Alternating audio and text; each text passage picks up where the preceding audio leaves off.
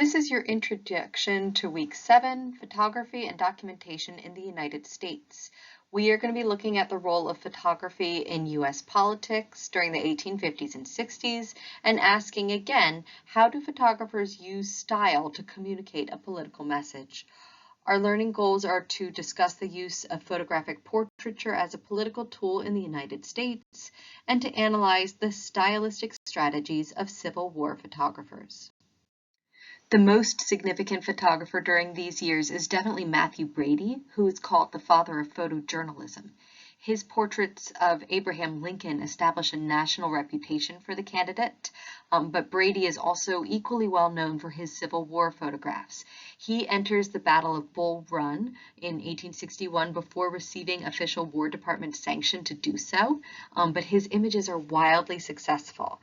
He goes on to hire, train, and coordinate additional photographers, including Alexander Gardner and Timothy O'Sullivan, and then he supports the publication of these images within his studios in Washington, D.C. and also New York City.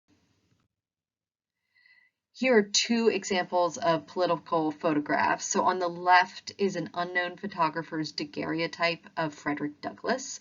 Frederick Douglass was the most photographed American in the 19th century with over 160 photographs known of him today. We'll be looking closely at this particular one, and you'll be reading a blog post from the Library of Congress that includes some quotes from Douglass himself, who gave several lectures between 1861 and 1865 about political photography. On the right here, you see Matthew Brady's very famous photograph of Abraham Lincoln.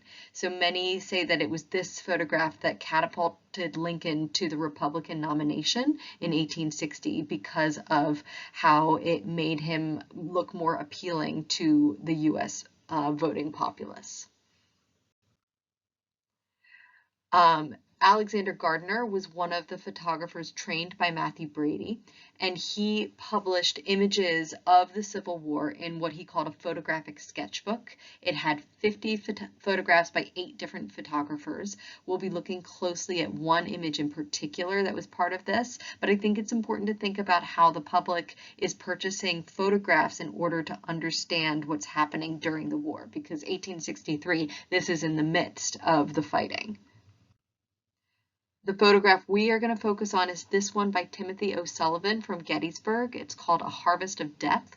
And we will be talking about how this photograph is so very different from typical war images in that it's very gruesome. It doesn't look like it's glorifying the dead at all. The other thing that we'll talk about with O'Sullivan, which is similar to what we talked about with Fenton last week, is that O'Sullivan is an artist. He's trained as a painter. He understands how to compose an image. And he is known to have moved bodies around on the battlefield and to deliberately stage certain props in order to communicate the narrative with the public. And so we'll be thinking about, does that undermine the documentary quality of these images? Many documentary photographs are staged, such as this one by Andrew Russell, The Meeting of the Rails. This is a really iconic photograph that documents the extension of the railroads across the continent. Photographs like this of the American West became an important way of communicating with the public back east what natural wonders lay there and the promise of Western expansion. These photographers had a very difficult time in the West. I mean, we talked about how war photographers had these wagons that were on the battlefield that basically looked like ammunition wagons. Well, when you get into the western part of the United States, you have to bring all of that equipment with you as well, but there are no roads. And so here, for example, this is a photograph of William Henry Jackson with his donkey that's carrying all of his equipment. There are portable developing boxes that were created so that they could develop these wet collodion negatives immediately. But this was really very challenging for photographers to produce the images. However, despite these challenges, they produce remarkable images that still really communicate today, such as this one, again by Timothy O'Sullivan of New Mexico. So we'll be looking at this image and thinking about how does he compose it and what is it meant to communicate to the public about moving to the West. Your discussion this week is geared towards brainstorming ideas for the rough draft that you're writing about the narrative power of documentary photography. The two photographs that are the subject of your essay are here, the Douglas daguerreotype and then O'Sullivan's Harvest of Death.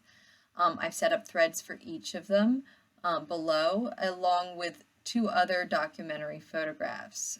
So I've got the Lincoln portrait by Brady, and then also O'Sullivan's New Mexico ancient ruins in the Cañón de Xella. So the goal of this is for you to think about some of these questions about subject matter, stylistic analysis, function, but it's also an opportunity to brainstorm quotes that you can use to discuss the Douglas daguerreotype. Your writing assignment this week is a rough draft of the major writing assignment, Narrative Power of Documentary Photography. Your two visual examples are here, the daguerreotype of Douglas and O'Sullivan's Harvest of Death. I have a separate video within the assignment itself that will instruct you as to what my expectations are for this assignment, so I recommend that you go there next.